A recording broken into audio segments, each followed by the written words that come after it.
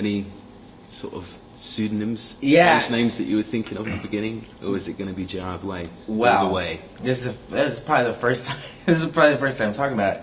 So when it started, I wanted it to be a three-piece. I was going to start a new band. Mm-hmm. I wanted it to be a three-piece kind of fuzz rock band that was very kind of just noisy, and I think if I had put the record out at that time, it would have been that, and we would have probably been playing together right away. Uh-huh. And it was called, and the record label hated this name for it too.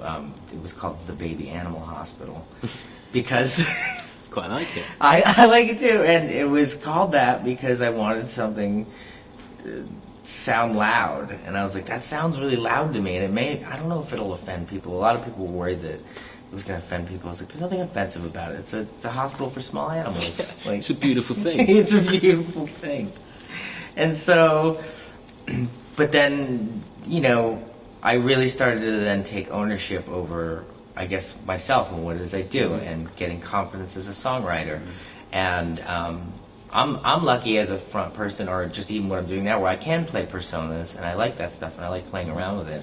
And that's one of the things I noticed about your very first video too that I liked. It looked like a persona that you had created. It was so vastly different, and so the songs, they got more ambitious. Everything started getting more ambitious. Next thing you know, I'm putting like saxophones on things. So it did feel like a Gerard Way record. It didn't feel like the Baby Animal Hospital anymore. Sure, yeah. Which might be fun one day to do. Yeah, but it is that thing. It's kind of like, I guess you have to go through that at the beginning, and I mean, I kind of did. I wasn't sure if I wanted to be Gaz Coombes at the very start, and I had kind of all sorts of little things I was playing around with, and I think at one point I came up with Straw Dog. I wanted something dog. I kind of liked that Right. sort of, and I was kind of playing around with it and talking to the label a bit and a few other friends, and I kind of got a really mixed response from it. But I guess the overriding kind of response that I got was I don't know, this is your music, just kind of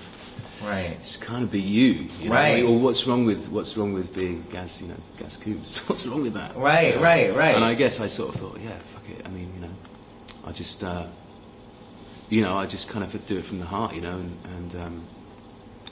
I suppose also it's sort of, people knew my name as well, there's elements of it that would probably be, helpful at the early stages of a new project and stuff. Right. But I kind of didn't mind that as well. I didn't mind it if people didn't kind of put two and two together at all. And, if I had a pseudonym or something.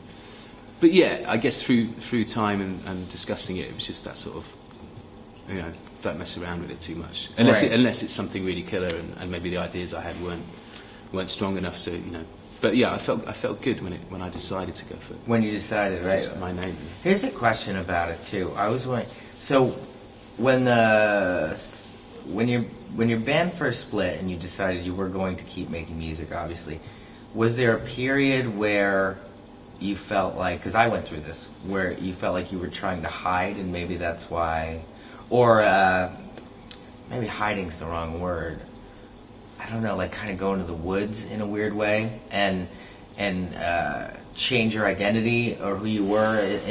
I found that when my cam broke, that's why I wanted to start this weird fuzz rock band and get in a van and tour, is because I was trying to actually change who I was completely and run away from it, Yeah, no, definitely. I mean, I think that was a big part of the beginning. I guess I didn't know how to translate that right at the start, how to translate that kind of move away from what I'd done before, and like I said earlier, I guess Supergrass was it was such a sort of strong, ingrained sort of character that I knew that I had to sort of make various moves away, and not only musically, but I guess I kind of wanted to sort of do something, really different, and I guess getting a kind of an alternative name or something. And I don't know, I mean, I guess because Supergrass were quite kind of friendly as well at times. Yeah. And I didn't want to be so friendly. Right, okay, yeah. I just wanted to sort of be a bit more like, mysterious and kind of not play into that kind of character.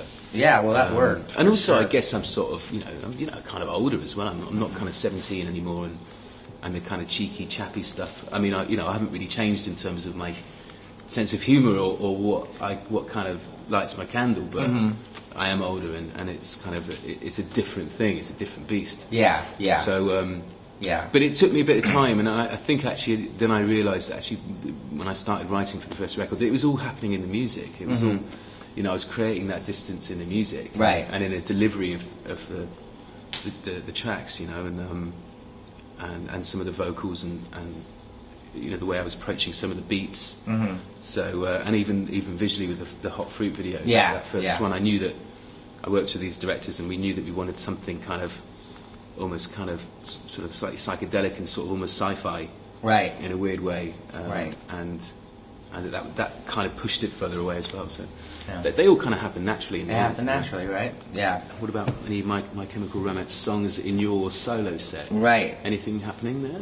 No. It was hard at first because, well, you know, at first you only have like one album, and that album isn't out even, and you're about to play some shows, and you know people know you for a certain thing, and you want, you know, ultimately as performers we want to make people happy, and we want them to have a great time and enjoy themselves.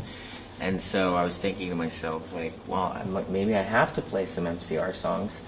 And then what I guess the conclusion I came to though was that I didn't want to, and I wouldn't want anybody, you know, I didn't think anybody wanted to watch somebody do something they didn't want to do. Yeah. And I felt like that's really key, I think. Yeah. And I felt like the audience would understand that, and also understand that if I wanted to do those songs, I would be doing them with the band. Like that was how, like, I loved the band I was in so much that I'd want to do those songs with them. And I don't want to do that, so so there's this unsaid understanding, it feels, between the audience and I. I have yet to have an issue where somebody felt unsatisfied, or at least said to me, I don't hear anybody yelling for those songs. And it's a nice feeling. If they would, it doesn't bother me either. Yeah, you know? Totally. I found the same thing with the audience, you know, not kind of calling out for All Right or Caught by the Fuzz and stuff, which was really cool. Right. You know, I think there was a few points early on where, you know, I knew that I wasn't going to perform the tracks, any Supergrass songs like I had. Right. All right, man. Thanks so much. That's really good. Yeah. No, it's great to have a chat. It was. And I hope it goes well tonight as well. No, thank you. You're going to have a full house down there. I bet they'll all be going mental. Yeah. Very nice. Great stuff.